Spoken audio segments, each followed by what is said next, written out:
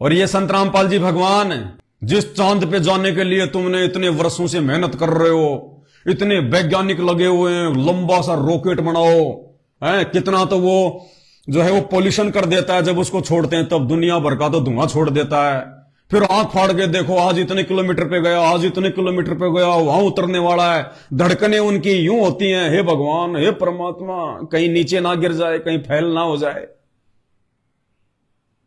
और ये संत रामपाल जी भगवान, ये परमात्मा, ये वो समर्थ महाशक्ति है, ये इस धरती पे खड़ा खड़ा उस चांद को अपने हाथ से पकड़ के छोटा सा अपनी मुट्ठी में यूं यूं दिखा सकता है तुम्हारे को, बेटा ये रहा चांद, ये ले। और तुम ऊपर देखोगे चांद कहां गया, चांद तो संत रामपाल जी की मुट्ठी में आ गया छोटा सा होके। ये वो समर्थ परमात्मा है, धरती पे खड़ा खड़ा यूं पकड़ के ऊपर से अपने हाथ से यूं दिखा देगा। तुम इतिहास भूल गए। यही कबीर परमात्मा सतगुरु रामपाल जी भगवान राजा बलि के पास में गए थे, 52 रूप बना के, छोटे से ब्राह्मण का, 3.5-4 फुट के ब्राह्मण का, यानी जो भी हाइट थी उस समय, छोटा सा रूप बना के गए थे। 52 यानी बोना व्यक्ति बनके, ब्राह्मण बनके, और राजा बलि से 3 कदम जमीन मांगी थी, 3 कदम जमीन। 2 कदम में पूरी दुनिया को नाप दिया, पूरी धरती को। तीसरा पैर रखने के लिए जमीन नहीं बची, 3 कदम में पूरी दुनिया नाप दी। फिर भगवान ने कहा कि बेटा तीसरा कदम कहां रखूं। राजा बलि नीचे गिर गया, बोले भगवान अपने दास के यहां रखो। तब उसको खुश होके उसको पताल का राज दिया था संत रामपाल जी ने, इस परमात्मा ने। विष्णु विष्णु विष्णु को तो पता भी नहीं था। ये 3 लोक के स्वामी, इस जो है विष्णु को तो मालूम भी नहीं था कि कौन चला गया 52 का रूप बना के।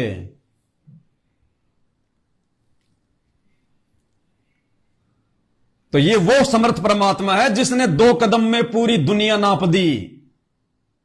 ये चाहे तो सूरज को और चांद को यूं तोड़ के, जैसे हम लोग झाड़ियों से बेर तोड़ते हैं ना खाने के लिए बेर, ये यूं तोड़ के संत रामपाल जी चांद को यूं पकड़ के, सूरज को यूं पकड़ के, और कहते बेटा ये रहा चांद है, जिस चांद पे जाने के लिए तुमने पूरा जीवन बर्बाद कर दिया, देश का अरबों खरबों रुपया बर्बाद कर दिया। ये रहा बेटा, देख चांद, ये रहा, देख ले, क्या करेगा, ले खोद ले, इसने निकाल ले सोने चांदी जेवर इसमें से, ले ले इसकी मिट्टी तेरे को चाहिए उतनी। ये वो समझ सकती है धरती पे। और आने वाले समय में ये कान खोल के सुन लो, हाथी के जैसे बड़े बड़े कान करके, दुनिया वालों, संत रामपाल जी के भक्तों को तो विश्वास है, उनको तो कुछ भी कह दो उनके बारे में, क्योंकि ये परमात्मा है। लेकिन आप लोग अपने कानों को हाथी के जैसा करके सुन लो बड़ा बड़ा। आने वाले समय में, और बहुत थोड़े समय में, संत रामपाल जी अपने कुछ भक्तों के साथ में तेरे चांद और सूरज से ऊपर जाएंगे प्रहलाद के लोक में। प्रहलाद के लोक में, जो प्रहलाद भगत था ना, हिरण्यकशिपु राक्षस का बेटा, जिसको बचाने के लिए भगवान संत रामपाल जी ने नरसिंह रूप धारण किया था, उस प्रहलाद के लोक में जाएंगे संत रामपाल जी, बिना यान के, बिना विमान के, अपने कुछ भक्तों के साथ में संत रामपाल जी उस प्रहलाद के लोक में जाएंगे। प्रहलादपुरी में दुनिया देखेगी। यकीन नहीं है क्या? अपने मुख से कहूंगा तो तुम्हें यकीन नहीं होगा, संत रामपाल जी के तो तुम मानते ही नहीं। अरे तुम्हारे को गुरु ग्रंथ से दिखा देते हैं, प्राण संगली से, भाई बाल्य वाली साखी, मर्दाना वाली साखी, किस कौन से इतिहास को जुटलाओगे? जिस चांद पे जाने के लिए तुमने इतने साल बर्बाद कर दिए, इतने रॉकेट बना दिए, इतने कंप्यूटर लगा दिए, संत रामपाल जी चुटकी बजाते जाएंगे अपने भक्तों के साथ में, और बिना ऑक्सीजन के, बिना मास्क के, बिना पैरासूट के, गले में हंडी लटका के, पता नहीं क्या क्या हेलमेट सा लटका के, हैं संत रामपाल जी जाएंगे यूं जैसे बिल्कुल सीधे। सुनो,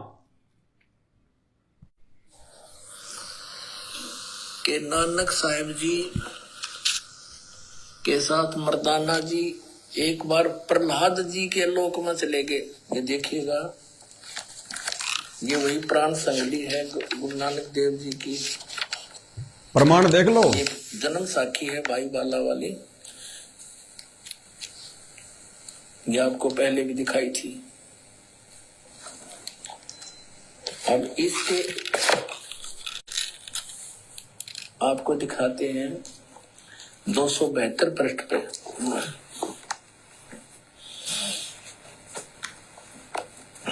प्रहलाद भगत नाल गोष्ठी 272 पृष्ठ पे। तो प्रहलाद भगत थोड़ा सा समझा देता हूं। ये प्राण संगली में लिखा हुआ है जो सिखों की है। एक बार नानक देव जी अपने दो भक्तों के साथ, बाला और मर्दाना के साथ में प्रहलाद के लोक में गए थे, ऊपर जो चांद और सूरज से भी ऊपर है, प्रहलाद के लोक में। ये तो 600 साल पहले की बात है, ज्यादा पुराना इतिहास नहीं है। 600 साल पहले हुए थे नानक जी सन 1469 में। तो नानक जी अपने दो शिष्यों के साथ में, जो उनके विशेष थे, बाला और मर्दाना, प्रहलाद के लोक में गए थे। तो वहां पे मर्दाना जी ने फिर उससे प्रहलाद से पूछा कि यहां पे और जो है कौन कौन आ सकता है। तो प्रहलाद ने कहा कि पहले यहां पे वो जो है कबीर जी आए थे, उसके बाद में ये नानक जी आए, और तीसरा और आएगा जो पंजाब की धरती पे जाट वर्ण में होगा, जिसका प्रचार प्रसार क्षेत्र बरवाड़ा होगा। वो जाट वर्ण में जो संत होगा वो आएगा यहां पे। इन तीन के अलावा कोई नहीं आ सकता। तो वो हरियाणा, जिस समय संत रामपाल जी 8 सितंबर 1951 को प्रकट हुए थे, उस समय हरियाणा नहीं था। हरियाणा तो 1965 में बना था। 1951 में हरियाणा का क्षेत्र ये पंजाब था। सुनिए, ये संत रामपाल जी जाएंगे तुम्हारे बिना यान के, बिना विमान के, बिना ऑक्सीजन के। जब नानक साहिब जी मर्दाना और बाला वहां पहुंचे प्रहलाद भगत के लोक में, तब प्रहलाद भगत की नानक तपाजी तैनू कलयुग विच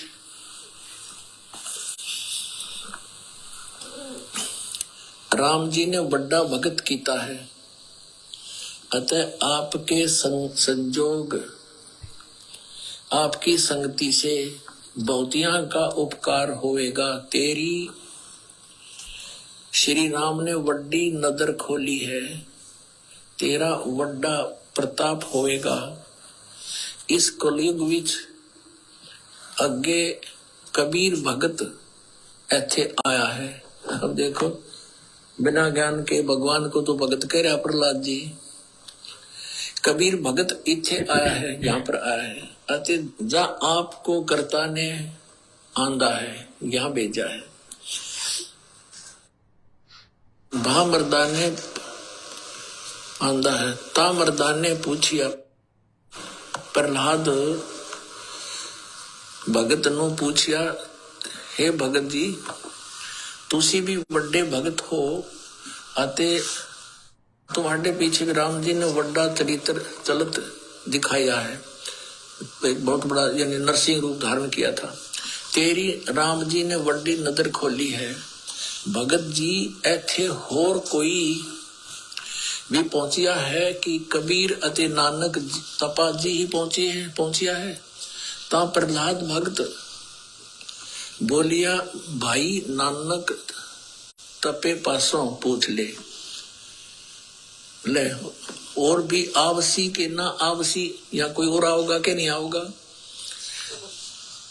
कोई तो भगत मर्दान ने किया, जी तुसी वड्डे भगत हो, अगली ते पिछली सब आपनो सतयुग थी, सतयुग तक आदि लेकर मालूम है। ता प्रहलाद भगत ने कहा कि सुन भाई, इस जी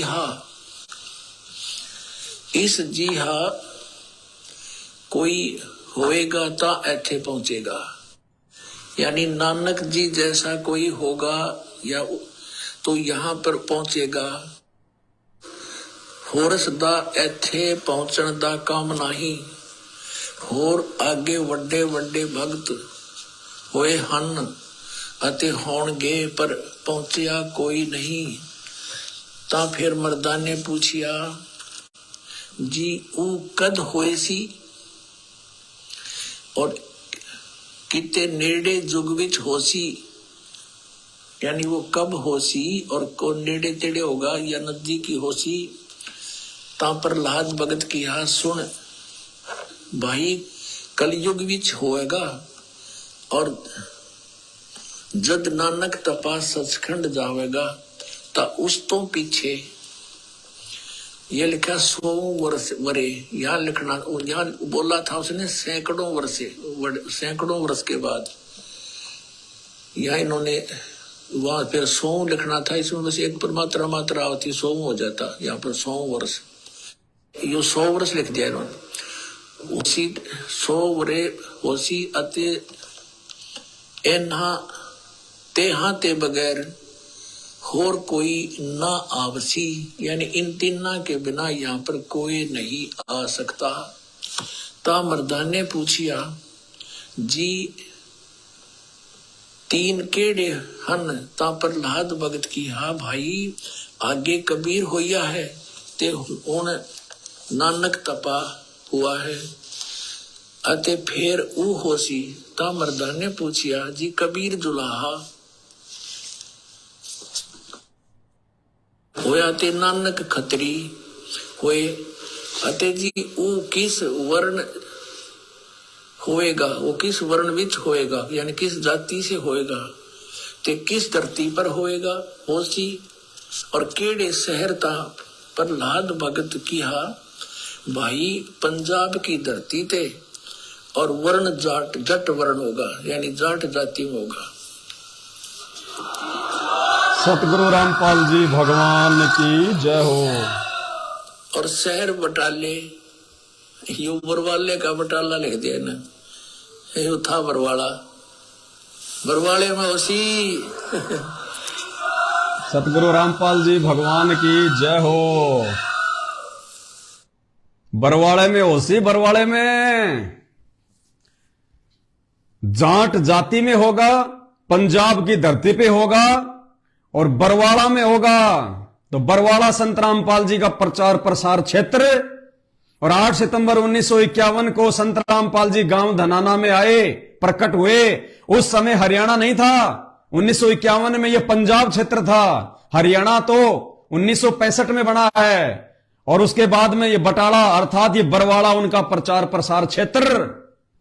तो ये संत रामपाल जी बिना विमान के, बिना वैज्ञानिकों के, बिना रोबोट के, बिना ऑक्सीजन के ये प्रहलाद के लोक में जाएंगे, अपने भक्तों के साथ में पूरी दुनिया देखेगी। इनको ऐसे कोई भगवान नहीं मानने वाला। 1000 साल तक इनके जाने के बाद इनकी भक्ति ऐसे नहीं चलेगी। ये शरीर जाएंगे सतलोक में, पूरी दुनिया देखेगी, गए संत रामपाल जी, गए, हमारे भाग फूट गए, समय रहते भगवान नहीं माना, परमात्मा नहीं माना। दुनिया देखेगी इनको। और उनका प्रचार प्रसार क्षेत्र प्राण संगली में कौन सा बताया? बरवाला। और आज संत रामपाल जी का मूर्ख परिवार, संत रामपाल जी के मूर्ख बेटा बेटी भाई बंधु रिश्तेदार धनाना धनाना धनाना। संत रामपाल जी बाथरूम करने भी नहीं जाएंगे धनाना में, तो क्यों अपने सिर के बाल उड़ा रहे हो वहां पे टोकरियां डाल डाल के? बाथरूम करने भी नहीं जाएंगे संत रामपाल जी इन फर्जी आश्रमों में जो उनका परिवार बना रहा है, उनके जेल जाने के बाद जगह जगह अपने धार्मिक धंधे के लिए।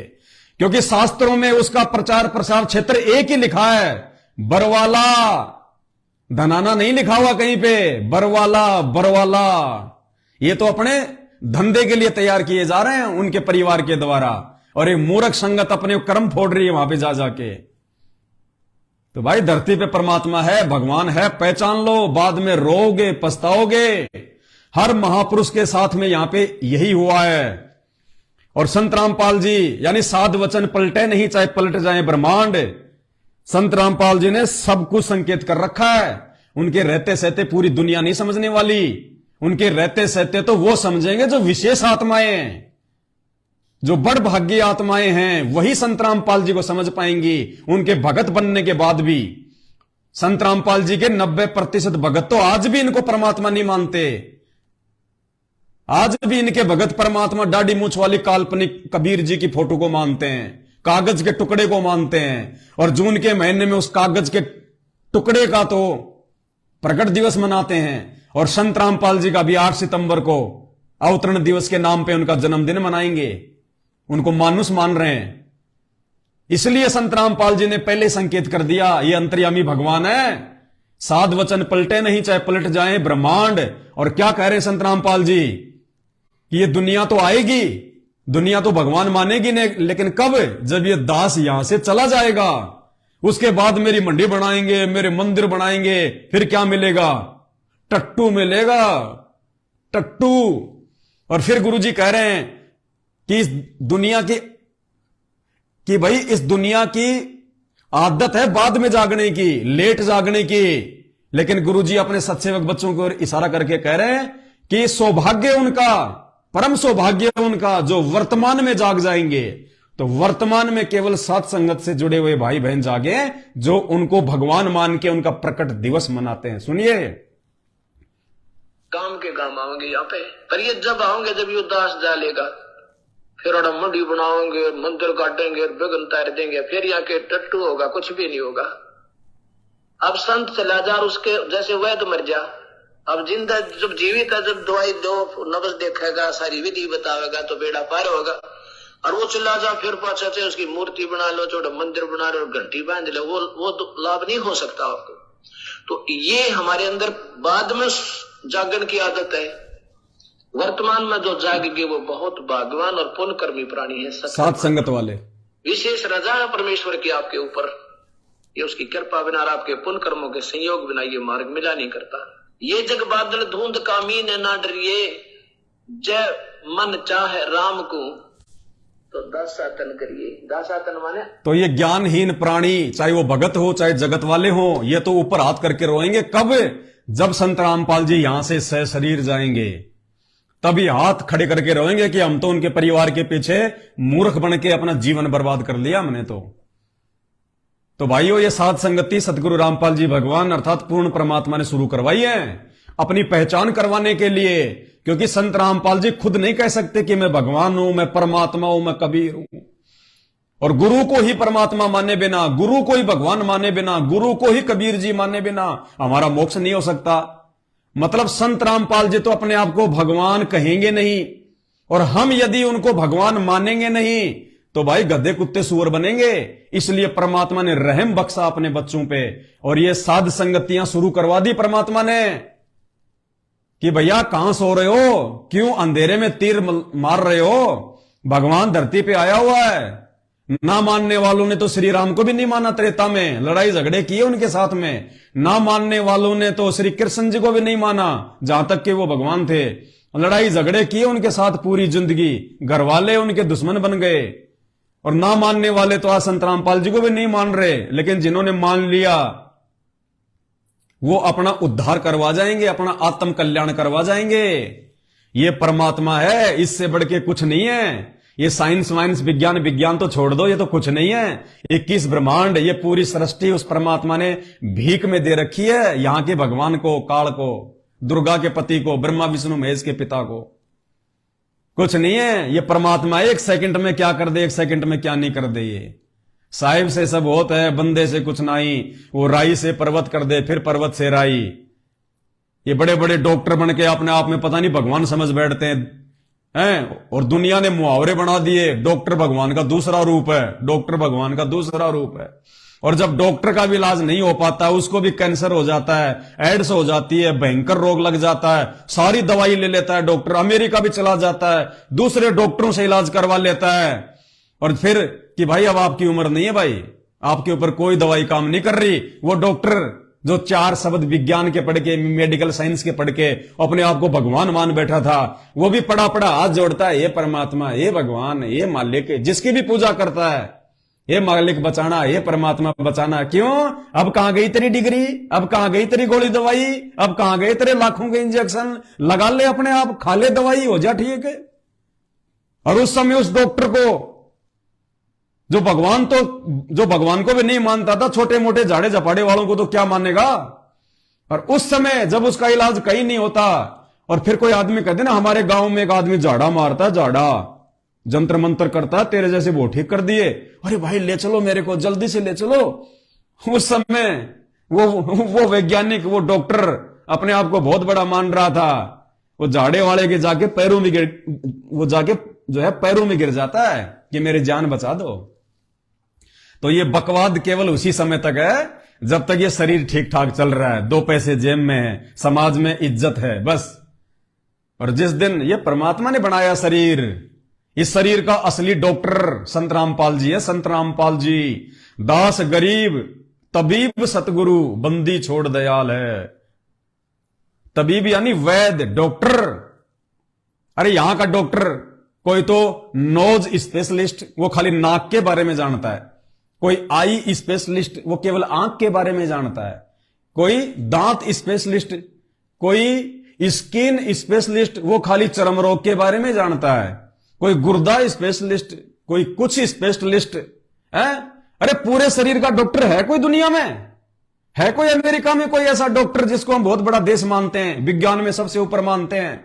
अमेरिका, चाइना, रशिया, जापान में कोई ऐसा इंसान है जो पूरे शरीर का डॉक्टर हो? कोई नहीं है। सबने अपने अपने हिस्से बांट रखे। किसी ने नाक पकड़ लिया, किसी ने कान पकड़ लिया, किसी ने आंख पकड़ ली। पूरे शरीर का डॉक्टर धरती पे एक ही है, संत रामपाल जी, जिसने शरीर बनाया है। और वो बिना ऑपरेशन के, बिना चीर फाड़ के, बिना मेडिकल के, बिना गोली दवाई के, बिना झाड़ झपाड़ के चुटकी बता दे, मिट्टी को सोना बना दे, रोगी को निरोगी, कोडी को काया दे दे, अंधे को आंख दे दे, बांझ को पुत्र दे दे।